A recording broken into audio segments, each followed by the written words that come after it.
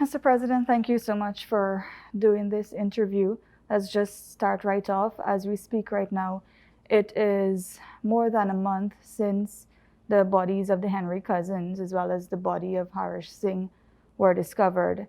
You had promised the families of these boys swift justice. Now, I have a few questions. Is swift justice still achievable at this stage? And I know the RSS team has left Guyana. Can you give us an update or an indication of how successful their work in Guyana has been, and if it will help the police force or bring the police force any closer to solving these murders? And I think you'd probably a week or so ago you'd mentioned DNA samples were sent to St. Lucia. Could you give us an update on that? And the other question on this issue is, I know efforts were underway to have a team of forensic experts from Argentina come to Guyana to assist the police in the investigations. Could you give us an update on that? Well, what I can give you an update on is the advice I was given by the police. As you're aware, this is an active investigation, and there are certain aspects of the investigation that the police will share and they will not share. So we have indeed, as a government, promised swift justice, and that is what we are committed to. We committed ourselves to sparing no resources in ensuring that those who were responsible for these crimes are brought to justice. And we have stuck to those commitments. We had the RSS in the country, as you're aware. They worked with the Guyana Police Force, and I'm confident that the work they would have done, along with what the Guyana Police Force continue to do, would bring justice and would see the perpetrators of these crimes brought to justice. So yes, the samples were sent. The police is following up on that. As you're aware, we are operating in different conditions now. COVID-19 slows things down. The pandemic slows things down a bit. And then also the environment to get to Region 5 proved challenging sometimes because of what was taking place. But having said that, I can say to you that the police, they are making progress. They continue to work aggressively. There are more than one team that are full-time on this investigation to ensure that we bring those responsible for these 3 murders to justice. Okay, and on the team from Argentina? I have not been briefed on that by the police, but the aspects that I've been briefed on, that is what I've shared with you. Okay. And I'm very confident that the police force, I know for sure that they're working on these 3 cases every day. And I know that wherever they require resources and they reach out to the government, we have been assisting in putting together those resources to ensure that they have all the tools at their disposal to bring these persons to justice. Okay, and on the RSS team, could you give an indication of how successful their visit was here? What are some of the things that they probably would have done or assisted the police force in? Well, as I said, I'm not involved in the investigation. I know the RSS team came with a specific mandate to support the Guyana Police Force. I was advised that they have made progress, that they have assisted the Guyana Police Force in some technical areas, and the investigations are proceeding. Okay. So beyond that, it's getting into the investigation itself. Okay. Which is a matter for the police. Okay, and in addition to the investigation into the murders, you had also announced an investigation into the unrest or the events that happened after. I said that we will have a total investigation as to everything that surrounded the event. The focus now is to get past these murders. Mm-hmm. And then, of course, I've said that we have to launch an investigation surrounding all the other aspects of what took place in Region 5 that led to various incidents, loss of property, injuries, damages. Yes, you spoke about an international COI. Could you give an indication of how soon this can be I spoke established? of international COI. So as I said, our immediate task is to deal with the issue of the three murders, and then of course the commitment of having an international-led COI into an examination as to what took place. That is, as I said, a commitment also. Okay, but most likely that'll be under the back burner of the murders. I don't know if you want to say back burner, but it is on the agenda in relation to what took place. But the primary focus at this time is getting to the bottom of the murders. So no steps have been taken at this stage to put together that COI. I won't say no step has been taken. There's ongoing discussions as to what will constitute the COI, the scope of the COI, looking at individuals and so on, looking at which areas and agencies can assist. So that kind of examination has been ongoing. Okay. And speaking about investigations, another set of probes you had announced had to do with the recently concluded elections. Well, maybe not recently concluded, but the March 2nd elections and the events that followed thereafter. Could you give us an indication on how we're progressing in that aspect? I know the police is doing their job, but apart from that, you had also hinted at a COI. So this has different moving parts. As you're aware, there's an election petition that has been filed. As you're also aware, there's a police investigation going on into GECOM itself and the conduct of officers and so on. So there are two things that are going on. And then, of course, I've made it very clear that we need an international COI that would examine what took place, that would look at all the areas, the weaknesses, that would look at the individuals, because we have to ensure that the place is reformed as part of our electoral reform.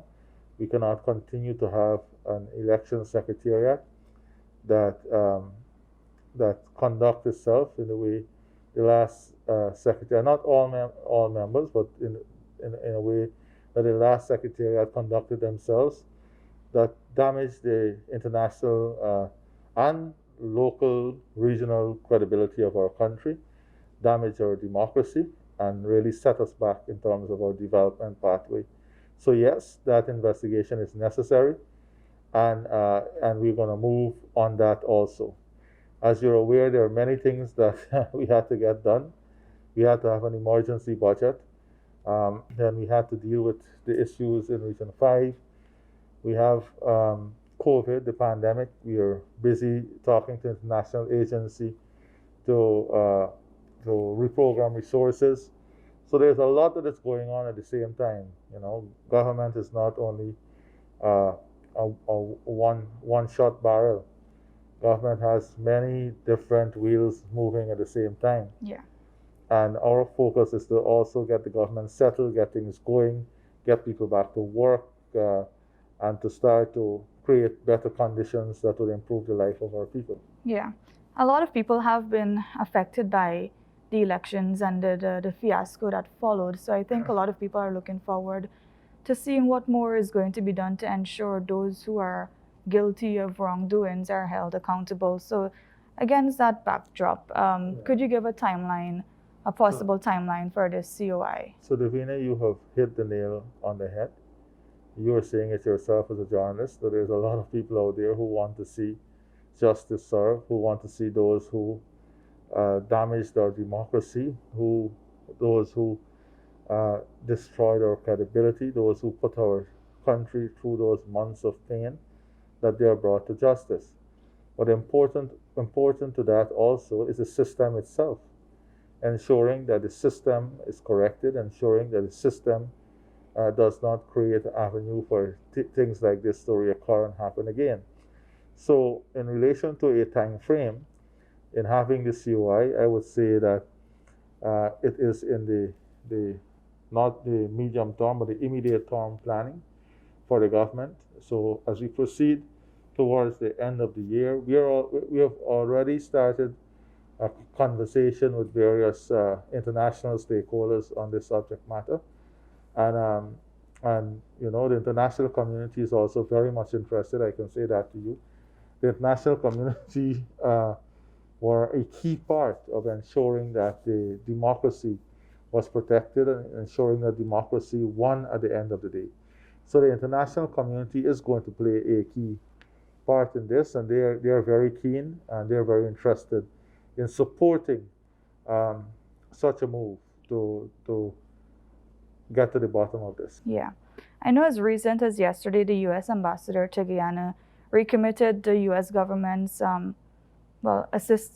intent to assist in helping Guyana strengthen its democracy for that same reason, to prevent any reoccurrence of what has happened. You spoke about reforms, and I know you previously said that any reforms will have to be through a consultative process, or based on widespread consultations with all stakeholders. But as president, I'm sure you have your own ideas of what kind of reforms need to be taking place at GECOM. So do you mind sharing what are some of the things you think needs to be changed? As president, I do have my ideas that I would like to see. But I think that putting out my ideas there and might be seen by some as jumping the gun without having the consultative mechanism or trying to influence. But let me say to you that what I want to see is a transparent, professional, accountable election secretariat. That is what I want to see. I want to see election secretariat that act without fear and favor, that act without bias, that is loyal to Guyana, that upholds the Constitution of Guyana, that upholds their oath of office, that is independent, and deliver to the Guyanese people in a democratic, free, and fair manner. That is what I want to see the outcome of all these reforms to reflect. The system also must be strengthened. There must be greater checks and balances. There must be easier access. We must not be in a position where we have to beg political parties to put up their statement of poll. Up to now, we can't get the opposition to share their statement of poll with the country. So we have to look at a system where statement of poll is shared as a matter of systems almost immediately with all of the country. Yeah. So that you don't go through back these difficulties. That's one area. We have to look at the lists. The opposition has been making all kinds of accusations with the list, but before even you get to any list or registration, you have to deal with the system of registration. You have to deal with who are in charge of the registration process. You have to clean up the system. You have to strengthen the system. You have to put the checks and balances in place and then move towards the creation of these reforms that would enable the system to deliver free and fair elections. So all that you've spoken about sounds like it will take a very long time. Not necessarily. You see, a lot of these things can be worked on simultaneously. Yeah. The important thing is for us to commit ourselves, all stakeholders, to commit ourselves to creating that system that would deliver, that would avoid the pitfalls of what took place over the last 5 months. And do you think there will be any significant changes at the Secretariat, the Election Secretariat, before or in time for the next local government elections? And on that note, when will be the next local government elections? You know, the Constitution dictates when elections are due. So whether there will be changes, you know that who are the stakeholders who try to derail democracy. You should ask, every Guyanese should ask ourselves a question. Can we go into an election with these stakeholders? But when they will be removed, as your question suggests, or when will this cleaning up happen? That's outside of the president's area. As you know, GECOM itself is governed, the Secretariat is governed by a commission, and that commission makes the decision in relation to their staffing and so on. Yeah. But of course, this is of great concern to many Guyanese. Well, what is your thought process? Do you think local government elections will be held with the current makeup of GECOM? and therefore it might put the results of those elections into disrepute based on given the fact No, that we have not addressed those matters yet. The preparation for local government elections and it's a function of the Elections Commission, and the president acts on the advice of the Elections Commission. As you're aware, there are many things happening in the Secretariat and in the Commission. There are ongoing investigations at the moment. yeah. So the Commission will have to advise on how those investigations are unfolding, and also as we look at the system, I'm sure the COI would be well in place and will be giving us the COI would be delivering to us outcomes based on the terms of reference that would inform decision making on the issues you're raising. Okay. Moving on, sir, on relations with the opposition, could you make it clear once and for all? I made it clear already. Well, actually, it's still a bit unclear because it's very clear. You would have said during a recent interview you had with a few media operatives what is required before you engage the opposition. But then the vice president said at a recent press conference that he will only engage the opposition when it is constitutionally required. You asked me a question on whether I'm clear, and I provided that answer, as you said. So that's my position. I'm very clear on my position. And for the purpose of this interview, could you state what your position is? My position is the PPP Civic is the elected government. I am the elected president by the will of the people. And no one would try to derail the will of the people. Again, they tried before, try to derail the democratic outcome of the elections by pushing a narrative to fulfill their selfish political desire, to fulfill their greed and selfish actions that the world would have exposed and trying to justify that narrative by saying to the Guyanese population that the government is illegitimate. This is a legitimate government. And my position is Mr. Harman needs to get it right. He has a moral and ethical responsibility to correct the misleading narrative that he shared on the ground. He has a moral and ethical responsibility to correct the falsehood he shared on the ground. For a matter of fact, he has a moral and ethical responsibility to apologize to Guyana for all the things he did in those 5 months to derail democracy. Okay, sir.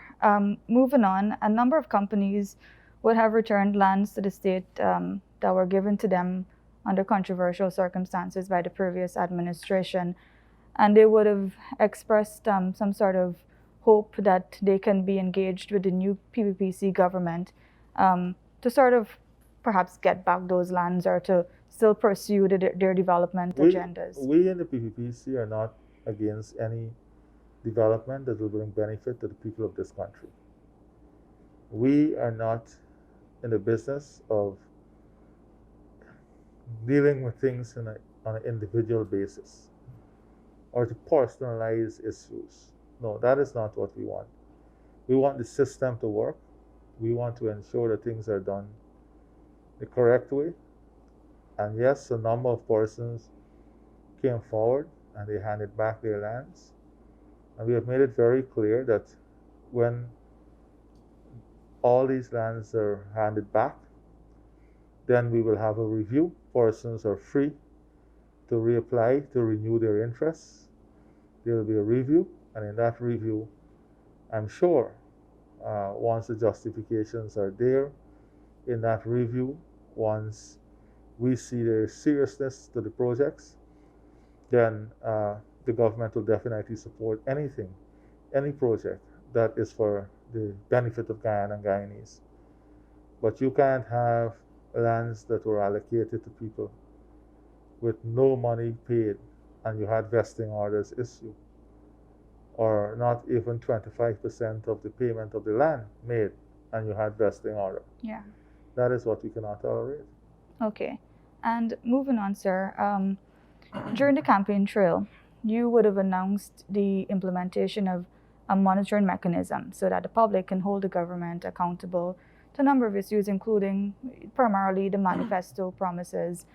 Could you give us an update on when such a mechanism will be established? So we are working on that right now in a monitoring platform.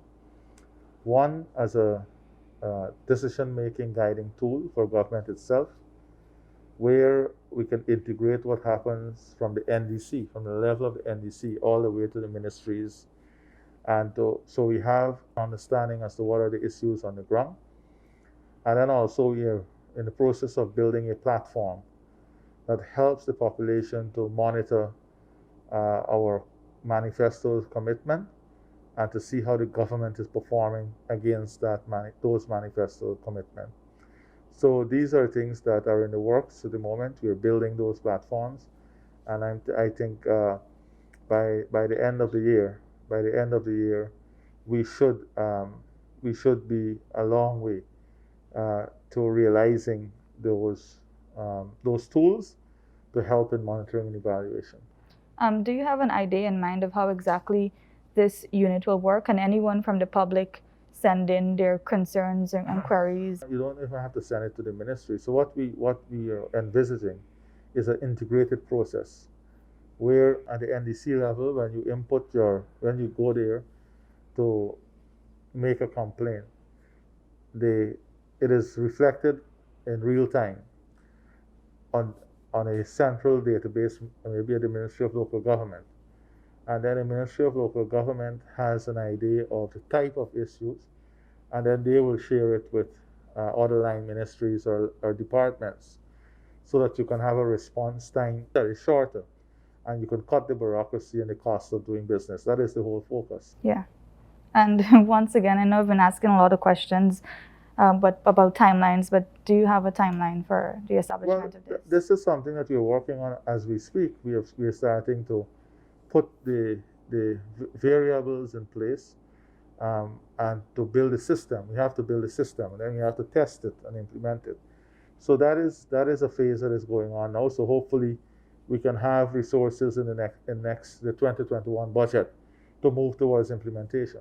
Okay, and sir, I think this is a very important question. A lot of people have seen over the years instances of wrongdoings on varying scales committed by public officials, ministers, as well as parliamentarians or any senior officials, but nothing has been done to sort of hold them accountable or to ensure they were penalized for whatever wrongdoing has occurred. How do you as president intend to deal with such instances under your administration? Well, first of all, once the rules and the laws and the system operate, there is no differential or differentiation in treatment.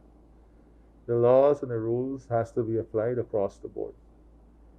And for example, the cabinet, the ministers, today I spoke to a number of young people who will be appointed as new permanent secretaries and head of departments and so on.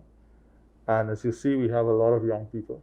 And this is a point that we take time to instill in them the responsibility that is placed in them, the trust that is placed in them as public officers, so that they will act in a manner befitting of their office, act in a fair manner, transparent manner, and ensure that their conduct is reflective of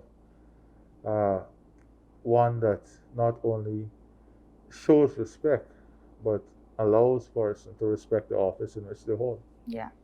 And in the absence of that, or in the event of any failure to adhere to what is required of them, will there be a sound warning to them that such actions will not be tolerated? I think that from the government level, we've already made it very clear. At the swearing in of ministers, I made it very clear that everyone will be held to account for the stewardship of their sectors. There will be constant evaluation of performance, and importantly, that their conduct and the way they operate would also form part of that evaluation. As I said, we have to operate within a system that is no different for you for someone in a senior government position or some citizen out there. The system must work for everyone. Yeah. The system of justice, the system of equity, the system of the development paradigm, they must all work equally for everyone. And more specifically, could you say if there will be a code of conduct for ministers and parliamentarians, a revised one, or will you be using the same one that the former government had? The former government never had a code of conduct. Have you ever seen it? It was. Have you ever seen a code of conduct? Yes, they had a document. Have you ever seen a code of conduct from the former government? It was within one of, I think, the Integrity Commission Act. No, exactly. The Integrity Commission has rules that public officials have to subscribe themselves to, and those are the rules that every public official must subscribe themselves to. Yeah. And you look at who would have kept within the rules of submitting their returns to the Integrity Commission. There was a time when we were in government that only us were submitting. The opposition then that later went to the government never submitted. Then there are certain rules that governs you as a parliamentarian. We expect public officials to conduct themselves in accordance with those rules. Then for permanent secretaries, there are guidelines that they have to operate within. So they have to conduct themselves within those guidelines. So yes, when it comes to your conduct, there are many institutions and there are many systems in the governance mechanism that ensures you have to conduct yourself in a particular way. And as president, I would ensure that officials from our side comply with those guidelines. Thank you.